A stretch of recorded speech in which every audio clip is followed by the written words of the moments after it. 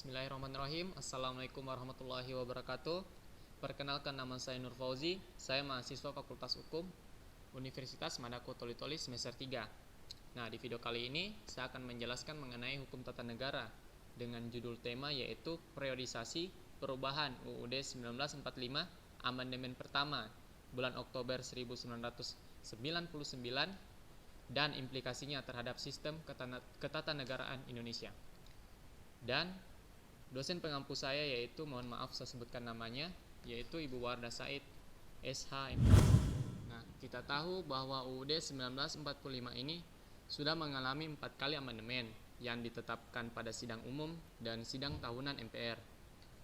Nah, amandemen pertama yaitu pada tanggal 19 Oktober 1999, amandemen kedua yaitu pada tanggal 18 Agustus 2000, amandemen ketiga yaitu pada tanggal 10 November 2001, dan amandemen keempat yaitu pada tanggal 10 Oktober 2002. Nah, adapun pada video kali ini saya akan menjelaskan yaitu amandemen pertama yaitu pada tanggal 19 Oktober 1999. Nah, adapun amandemen pertama yaitu pada tanggal 19 Oktober 1999 yaitu terjadi amandemen pada pasal 5 ayat 1, pasal 7, pasal 9, pasal 13 ayat 2, pasal 14, pasal 15, pasal 17 ayat 2 dan 3, pasal 20 serta pasal 21. Nah, sebelum amandemen, bunyi isi pasal 5 ayat 1 yaitu Presiden memegang kekuasaan membentuk undang-undang dengan persetujuan Dewan Perwakilan Rakyat. Nah, di pasal 5 ayat 2 berbunyi bahwa Presiden menetapkan peraturan pemerintah untuk menjalankan undang-undang sebagaimana mestinya. Nah, ketika amandemen pada pasal 5 ini terjadi perubahan, yaitu Presiden berhak mengajukan rancangan undang-undang kepada Dewan Perwakilan Rakyat. Nah, adapun alasan bunyi pasal 5 ini di amandemen yaitu untuk mengurangi kecenderungan eksekutif hifi. Nah, apa sih pengertian dari eksekutif hifi? Nah, eksekutif hifi adalah suatu kekuasaan dominan yang sifatnya itu ada di tangan presiden. Jadi pada saat itu sebelum amandemen, presidenlah yang menjalankan kekuasaan pemerintahan tertinggi, juga memegang kekuasaan eksekutif maupun kekuasaan legislatif. Nah, namun setelah adanya amandemen ini, kekuasaan legislatif ini diserahkan sepenuhnya kepada DPR. Nah, apabila eksekutif mengeluarkan suatu peraturan perundang-undangan, maka harus ada persetujuan dari badan legislatif atau dalam hal ini yaitu Dewan Perwakilan Rakyat. Nah, amandemen kedua yaitu pada pasal 7. Nah, sebelum amandemen, pasal 7 ini berbunyi bahwa Presiden dan Wakil Presiden memegang jabatannya selama masa 5 tahun dan sesudahnya dapat dipilih kembali.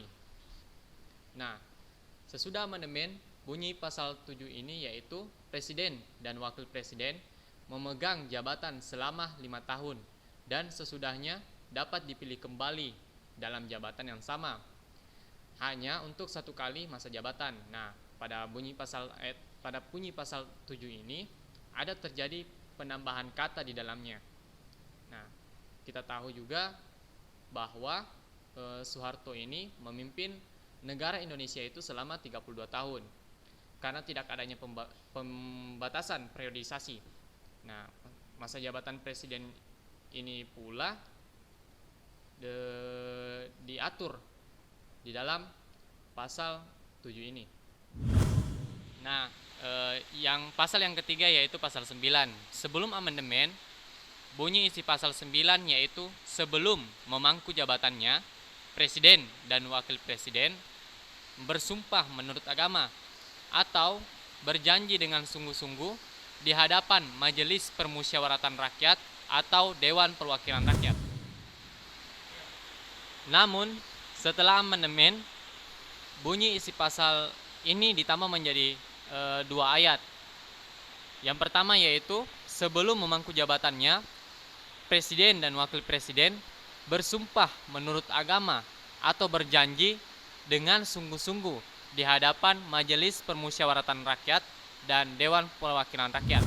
Pada amandemen pasal 9 ayat 2 ini berisi bahwa pasal 9 ayat 2 yaitu jika Majelis Permusyawaratan Rakyat atau Dewan Perwakilan Rakyat tidak dapat mengadakan sidang, Presiden dan Wakil Presiden bersumpah menurut agama atau berjanji dengan sungguh-sungguh di hadapan pimpinan Majelis Permusyawaratan Rakyat dengan disaksikan oleh pimpinan Mahkamah Agung. Nah, pada pasal ini berisi tentang sumpah presiden. Namun, sebelum amandemen, isi pasal 9 ini hanya terdiri satu ayat. Namun setelah amandemen, pasal 9 ini ditambah satu ayat menjadi 2 ayat. Oke, selanjutnya yaitu pasal 13. Sebelum amandemen, isi pasal 13 terdiri dari 2 ayat, yaitu pasal 13 ayat 1 berisi bahwa presiden mengangkat duta dan konsul. Pasal 13 ayat 2 berisi bahwa presiden menerima duta negara lain. Namun setelah terjadi amandemen, isi pasal 13 terdiri dari 3 ayat. Namun yang terjadi amandemen yaitu pada ayat 2 dan 3. Nah, pada pasal 13 ini yang telah diamandemen, pasal 13 ayat 2 ini berisi bahwa dalam hal mengangkat duta, Presiden memperhatikan pertimbangan dari Dewan Perwakilan Rakyat. Pasal 13 ayat 3 berisi bahwa Presiden menerima penempatan duta negara lain dengan memperhatikan pertimbangan Dewan Perwakilan Rakyat. Oke, pada pasal 13 ini berisi tentang pengangkatan konsul. Nah, pengangkatan konsul ini harus disetujui oleh DPR. Nah, di dalam pasal 13 ini juga ada penambahan kata maupun penambahan ayat. Selanjutnya yaitu pasal 14. Sebelum amandemen, bunyi isi pasal 14 yaitu Presiden memberi gerasi, amnesti, abolisi, dan rehabilitasi. Namun setelah amandemen, pasal 14 ini terdiri dari 2 ayat. Pasal 14 ayat 1 yaitu berisi tentang Presiden memberi gerasi dan rehabilitasi dengan memperhatikan pertimbangan Mahkamah Agung. Nah, pada pasal 14 ayat 2 berisi tentang Presiden memberi amnesti dan abolisi dengan memperhatikan pertimbangan Dewan Perwakilan Rakyat. Nah, pada pasal 14 ini berisi tentang tentang gerasi, amnesti, abolisi maupun rehabilitasi. Nah, apa sih gerasi, amnesti, abolisi, dan rehabilitasi ini? Nah, gerasi adalah pemberian pengurangan hukuman. Contoh, ada orang yang mendapat hukuman 15 tahun, tapi dikurangi hukumannya menjadi bebas misalnya. Nah, yang kedua yaitu amnesti. Apa sih amnesti? Nah, amnesti itu yaitu pengampunan atau penghapusan hukuman yang diberikan kepada negara, kepada seseorang atau kelompok yang melakukan tindak pidana tertentu. Contoh, amnesti pajak. Maksudnya yaitu penghapusan dari sanksi administrasi terkait dengan perpajakan. Nah, yang ketiga yaitu abolisi. Apa sih abolisi?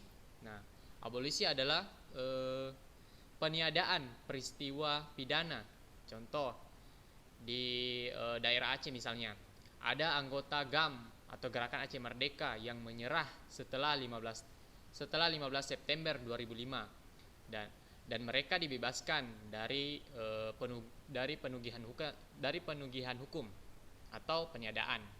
Nah, selanjutnya yaitu yang keempat, rehabilitasi. Apa sih rehabilitasi? Nah, rehabilitasi ini lebih dikenal dengan pemulihan keadaan. Contoh, banyak yang mengusul kepada presiden, misalnya pada pemerintahan SBY misalnya, Presiden SBY pada waktu itu untuk memberikan rehabilitasi kepada Pak Harto supaya rakyat tidak ragu-ragu menghargai jasa beliau kepada negara Indonesia. Yaitu pada pasal 15. Nah, pada pasal 15 sebelum amandemen berisi tentang Presiden memberi gelaran, tanda jasa, dan lain-lain tanda kehormatan.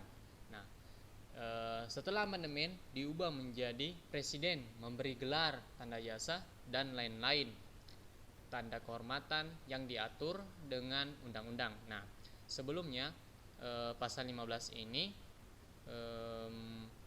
tidak ada penambahan kata, namun setelah diamandemen terjadi penambahan kata yang diatur dengan undang-undang. Nah, pasal 17 sebelum amandemen isi dari pasal 17 ayat 2 yaitu menteri-menteri itu diangkat dan diberhentikan oleh presiden. Nah, pada pasal 17 ayat 3 yaitu menteri-menteri itu memimpin departemen pemerintahan. Nah, setelah amandemen bunyi isi pasal ayat 2 dan 3 ini diubah, yaitu pada pasal 17 ayat 2 berisi tentang menteri-menteri itu diangkat dan diberhentikan oleh presiden. Nah, pada pasal 17 ayat 3 berisi tentang setiap menteri membidangi urusan tertentu dalam pemerintahan. Nah, pada pasal 17 ini pada ayat 2-nya diberhentikan itu diubah setelah amandemen menjadi diberhentikan. Nah, pada pasal 17 ayat 3-nya sebelum amandemen yaitu setiap menteri membidangi urusan departemen itu, memimpin departemen pemerintahan. Nah, setelah amandemen diubah menjadi setiap menteri membidangi urusan tertentu dalam pemerintahan. Nah, pada pasal 20 tiap-tiap undang-undang menghendaki persetujuan Dewan Perwakilan Rakyat, itu pasal 20 ayat 1. Nah, pada pasal 20 ayat 2, jika sesuatu rancangan undang-undang tidak mendapat persetujuan Dewan Perwakilan Rakyat, maka rancangan tadi tidak boleh diajukan lagi dalam persidangan Dewan Perwakilan Rakyat masa itu. Nah, setelah amandemen diubah menjadi pasal 20 ayat 1 yaitu Dewan Perwakilan Rakyat memegang kekuasaan membentuk undang-undang. Nah, pada pasal 20 ayat 2 setiap rancangan undang-undang dibahas oleh Dewan Perwakilan Rakyat dan Presiden untuk mendapat persetujuan bersama. Nah, pada pasal 20 ayat 3 setelah amandemen yaitu jika rancangan undang-undang itu tidak mendapat persetujuan bersama, rancangan undang-undang tidak boleh dimajukan lagi dalam persidangan Dewan Perwakilan Rakyat masa itu. Nah, pada pasal 20 ayat 4 setelah amandemen yaitu Presiden mengesahkan rancangan undang-undang yang telah disetujui bersama untuk menjadi undang-undang. Nah, pada pasal 20 ini setelah diamandemen menjadi 4 ayat.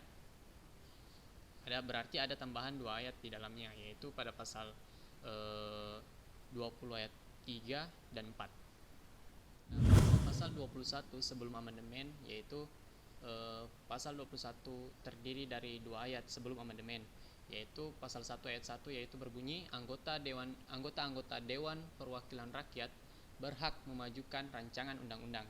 Nah, di dalam pasal 21 selanjutnya yaitu pasal 21 ayat 2 berisi tentang jika rancangan itu meskipun disetujui oleh Dewan Perwakilan Rakyat tidak disahkan oleh Presiden, maka rancangan tadi tidak boleh diajukan lagi dalam persidangan Dewan Perwakilan Rakyat masa itu.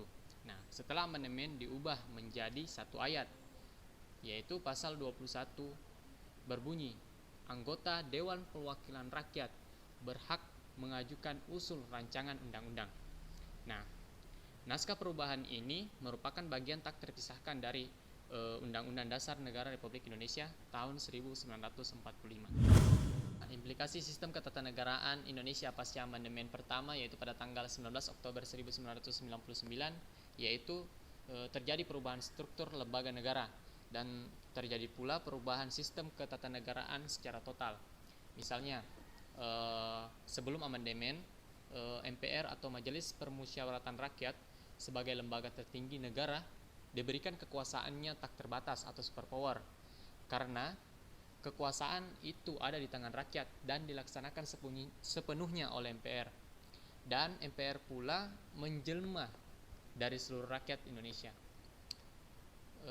Dan MPR pula berwenang mengangkat presiden maupun wakil presiden serta menetapkan undang-undang dasar, garis besar haluan negara, Eh, serta MPR pula pernah mengangkat presiden dan wakil presiden sebagai presiden seumur hidup. Nah, namun setelah amandemen, MPR atau Majelis Permusyawaratan Rakyat sebagai lembaga tinggi negara setelah amandemen itu sejajar kedudukannya dengan lembaga-lembaga yang lain, misalnya presiden, DPR, DPD, MA, MK maupun BPK kala itu. Nah, MPR pula setelah amandemen menghilang kewenangannya untuk menetapkan GBHN atau garis besar haluan negara. Nah, setelah amandemen pula MPR juga kewenangannya menetapkan dan mengangkat presiden, karena presiden dipilih secara langsung melalui pemilu. Nah, setelah amandemen pula MPR juga tetap berwenang menetapkan serta mengubah undang-undang dasar. Nah, perubahan struktur lembaga negara yang lain yaitu presiden. Nah, presiden sebelum amandemen, presiden itu menjalankan kekuasaan pemerintahan itu tertinggi. Nah, presiden juga selain memegang kekuasaan eksekutif, memegang kekuasaan legislatif juga pada kala itu. Nah, presiden juga tidak hanya masa jabatannya atau batasan periode presiden setelah amandemen itu sebelum amandemen itu masih belum ditetapkan. Namun setelah amandemen masa jabatannya itu sudah dibatasi, namun masih bisa mencalonkan untuk satu periode berikutnya.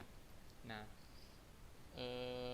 yang contoh lainnya setelah amandemen yaitu presiden juga kekuasaan legislatifnya itu diserahkan sepenuhnya kepada DPR dan memperbaiki syarat dan mekanisme pengangkatan calon presiden dan wakil presiden itu dipilih secara langsung oleh rakyat melalui pemilu.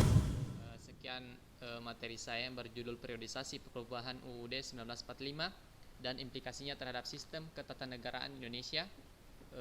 Amandemen pertama tanggal 19 Oktober 1945 yaitu pasal 5, pasal 7, pasal 9, pasal 13 ayat 2, pasal 14, pasal 15, pasal 17 ayat 2 dan 3, pasal 20 dan pasal 21.